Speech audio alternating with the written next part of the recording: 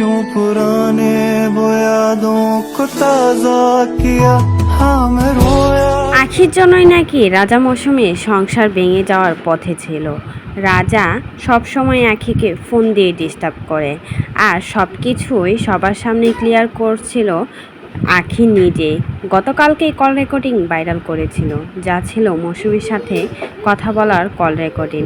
আর আজকে যখনই দেখেছে রাজা মৌসুমী এক হয়ে গেছে, তারা ডলাডলি করছে, অনলাইনে এসে ব্রাইডাল শ্যুট করছে, তখনই কান্নাকাটি শুরু করে দিয়েছে আখি। আখি যখনই শুনেছে রাজা মৌসুমী ডিভোর্স হয়ে গেছে, তখনই কিন্তু অনেক বেশি খুশি ছিল আর নাচানাচি করছিল অনলাইনে এসে। আর যখনই দেখেছে মিল হয়ে গেছে, তখনই কিন্তু আবারও মুড চেঞ্জ করে কান্নাকাটি শুরু করে দিয়েছে অনলাইনে। আর এটা দেখার পর সবাই তো বলছে আখিকে এখনও রাজাকে বলতে পারে নাই, এখনও রাজার পিছু ছাড়তে পারে নাই, তাই তো রাজার জন্য এখনও কান্না করে আখি। আসলে প্রথম স্বামীকে বলে যাওয়া এতটা সহজ না, কোনো মেয়ের পক্ষেই কিন্তু সহজ না, আর কোনো ছেলের পক্ষই কখনোই সহজ না যে প্রথম স্বামীকে বা প্রথম স্ত্রীকে বলে অন্য কাউকে আপন করে নেওয়া। তাই তো রাজা প্রতিনিয়ত আখিকে ফোন দেয়, আখির মেয়ের খোঁজ নেয়।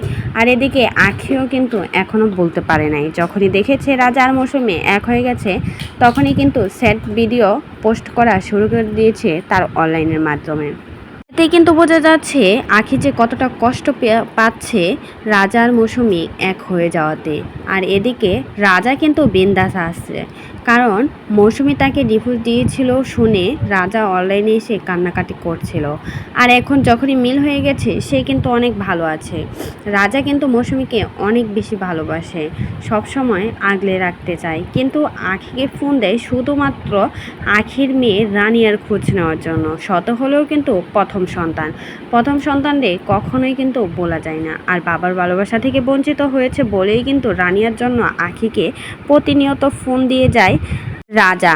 আর এটা নিয়ে তাদের সংসারে অনেক বেশি অশান্তি। তো এই বিষয়ে যদি কোনো মতামত থাকে, সেটা কিন্তু অবশ্যই আমাদের কমেন্ট বক্সে কমেন্টে জানাতে অবশ্যই ভুলবেন।